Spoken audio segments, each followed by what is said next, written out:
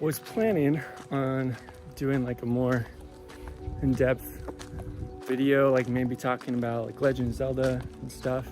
It's just a super hot day. I'm wearing like t-shirt, flip-flops, swim shorts. It's pretty crazy how warm it is, but it's okay. One thing that I have been thinking about with Legend of Zelda is in starting like the first game I ever played, Legend of Zelda, on the Nintendo Entertainment System. And as you may know, that game starts with you finding this old man in a cave, and he's like, hey, it's dangerous to go alone, take this. And he hands you a sword. It's such an interesting way to start a game. And I think about in that game, there's a lot of side quests they can do. There's the main quest, and in Legend of Zelda, there's a lot of side quests, just in general. Like in Breath of the Wild, there's the side quest. You go and talk to that guy, and he's like, yo, all my chickens are loose. My wife has left me, and you're just like, dang, I feel bad for this guy. And you help him to find his chickens, and he's like, thank you so much. Hopefully my wife will come back too. And it's just cool how they build character into the story and into the characters. I think it's really cool how they do that. And one of the things that I've been realizing is I don't spend enough time, oh, it's too loud over there. I don't spend enough time doing side quests in my life. So I wanted to go out for a walk to the pond and go on a little bit of a side quest. And it was very hot. It was a different experience of like sitting inside, especially with like the quarantine and stuff. There's been, as you may know, a lot of sitting inside, not doing anything. So it's nice to walk around and experience more of nature, you know? Yeah, it's pretty nice.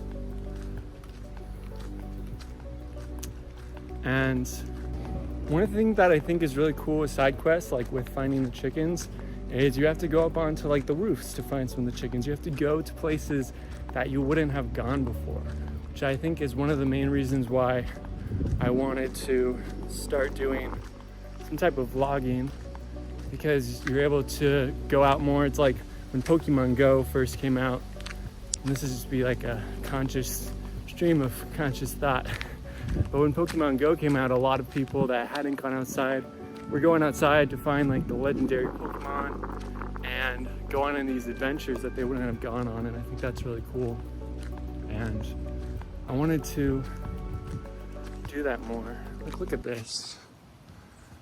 It's just so cool.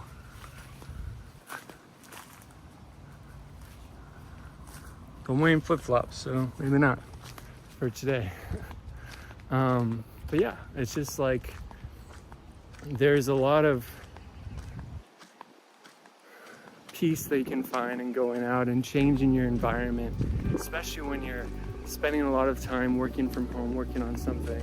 It's nice to just get out, even walking around, even if you're like, my neighborhood is not interesting, it's not beautiful, but there's like beauties all around you like this.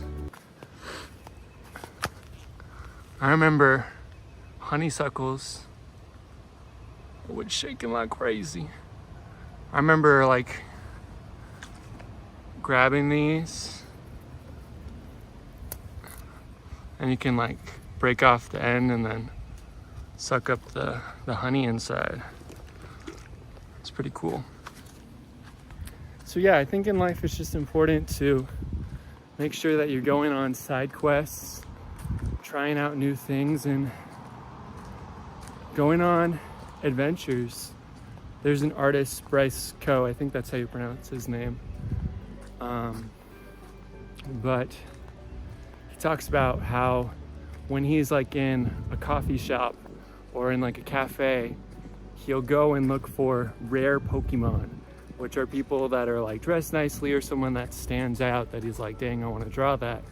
And then he'll do kind of like you would do like with life drawing, but he'll take that inspiration from their outfit and make a character out of that, like a Pokemon trainer, and be like, hey, what kind of Pokemon trainer is this person? Like, are they a water trainer? Are they a fire trainer?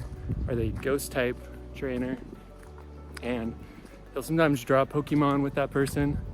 And I think it's really cool because you're looking at these people in your lives not just as like these random, as some people say, like an NPC, like someone that has no part in your story or in your adventure, but you're looking at them like those side characters that really matter and make a difference, and those characters they can be inspired by, like be like, dang, that's a super cool outfit, and then draw something from that.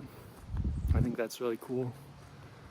And it's like with Mr. Miyamoto, he talked about how Legend of Zelda, he wanted it to make it like his adventures when he was growing up in Kyoto in Japan, and going around and being like, hey,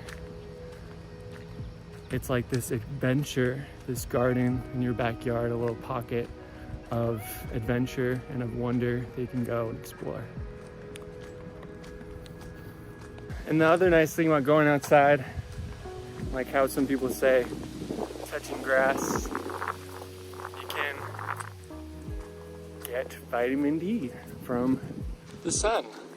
Hopefully that wasn't blinding, maybe that wasn't even the sun, but you can get vitamin D from the sun. You can get oxygen, like good oxygen. A lot of times when you're inside, it's just kind of stale air and there's not a lot of creative energy, so going outside, it can be really good. Like if you want to kind of see that change in your life, it can be really good to try out new things. I think that's one thing that makes Legend of Zelda super cool for me, is you're able to be these different characters. Like there's even different versions of Link, like Wind Waker Link, he's on an island. I think Spirit Tracks or Phantom Hourglass. Like Phantom Hourglass, he's on a boat. Spirit Tracks, he's on a train.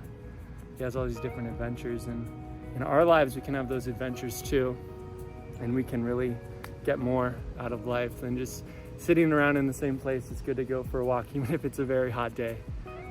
Anyway, I'm gonna get inside, get some water and hydration fluids. See you guys later. Peace.